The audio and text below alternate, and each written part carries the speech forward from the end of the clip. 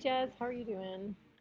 Oh, we took her off? So this is the first problem on the practice, and basically the way you do this is you are combining two skills that you already have. So the first thing is greatest common factor. So what you do is you look at each of these numbers, the 4, oops, hang on. All right, you look at the 4, you look at the 24, and you look at the 36, and you say, okay, what goes into 4, 24, and 36? The biggest number that can go into all three of those is 4.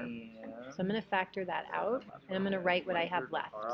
So when you factor it out, remember you're really just dividing all your terms by 4.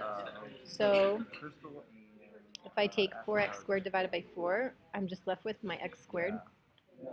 Negative 24 divided by 4 is 6. And then 36 divided by 4 is 9. So really, all I'm going to do now is then the second thing that you already know how to do is factor this quadratic by grouping. So I'm going to really kind of ignore this 4 and just focus on the quadratic right here. So remember that when you factor by grouping, I usually make my x, and then the first and the last term, multiply those, so 1, because that's what's in front of the x, times 9 is 9. The negative 6 goes down here. So what times what is 9? That add to be negative 6.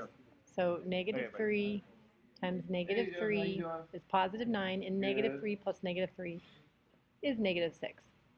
So I'm just going to rewrite this quadratic with the middle term, and I'll show you here. This negative 6x is now split up between negative 3x and negative 3x.